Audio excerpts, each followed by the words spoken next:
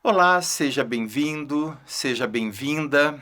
Começaremos agora a nossa aula número 8. Uma aula que, pensando em arranjo instrumental, ela se torna também o coração deste projeto de formação musical. Por quê?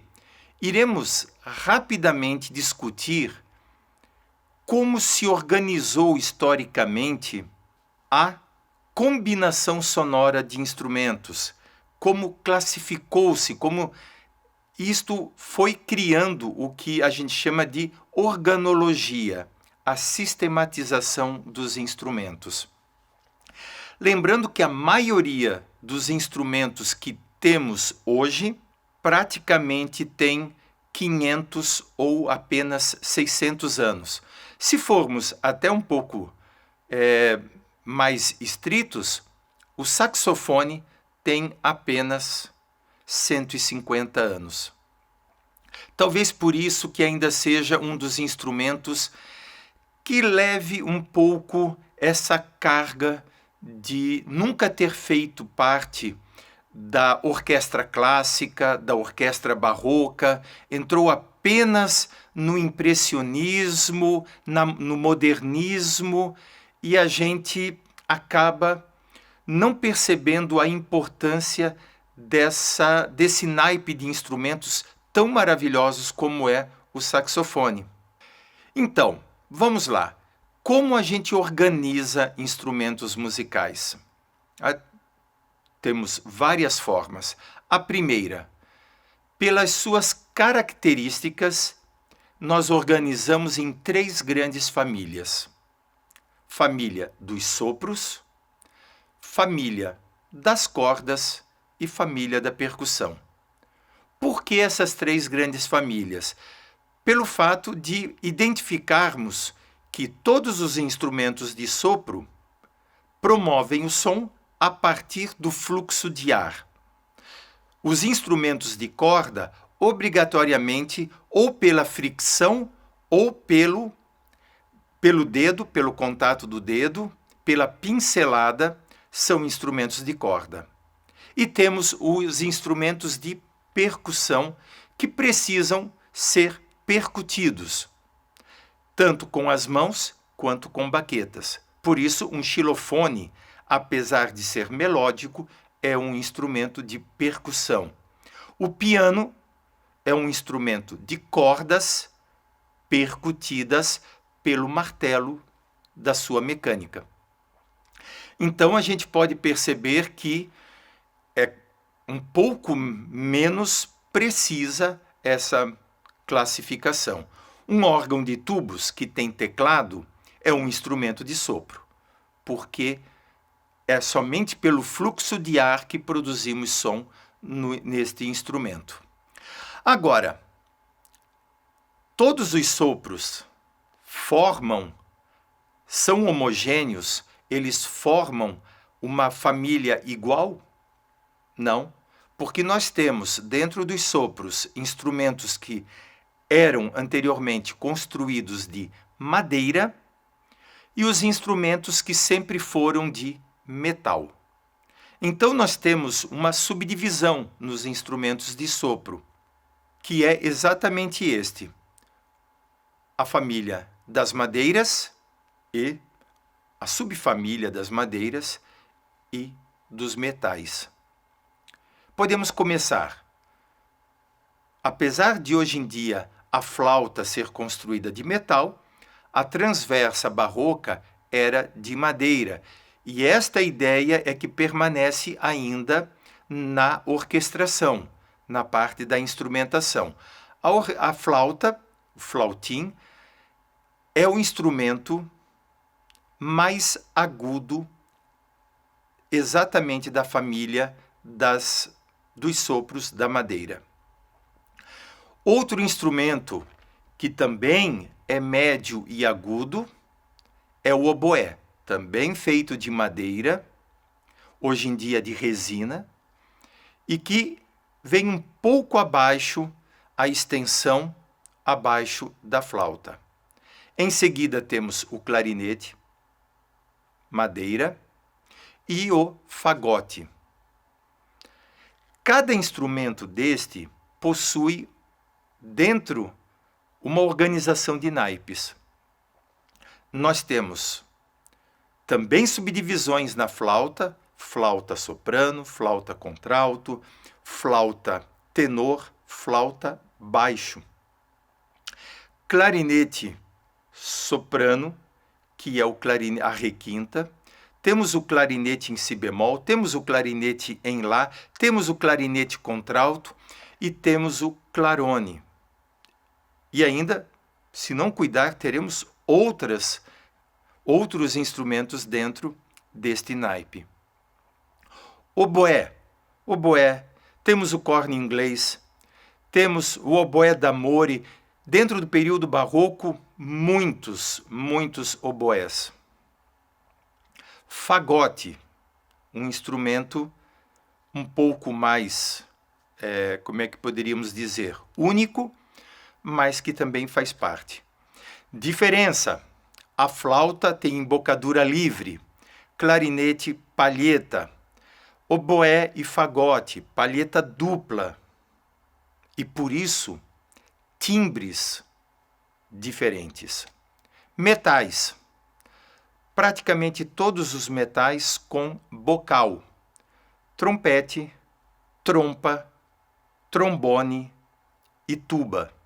São os mais... Eu estou citando os instrumentos mais recorrentes nas formações instrumentais que encontramos na nossa região. Poderíamos dizer, tem o flugelhorn. Sim, tem eufônio. Teremos outros instrumentos. Eu gostaria de citar os que estão mais recorrentes nos manuais de instrumentação e que fazem parte da orquestra tradicional. Com certeza, o que estaremos falando aqui sobre uma determinada família, um naipe, terá sua repercussão em outros instrumentos.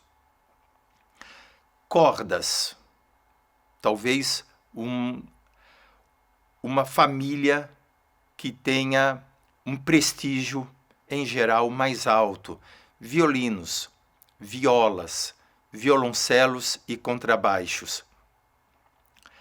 É muito interessante a gente tentar situar como é que essas famílias foram se organizando e estruturando o que hoje temos como orquestra, como banda sinfônica, como quartetos e todas as formações tradicionais. É importante a gente pensar primeiro na questão da homogeneidade dos sons.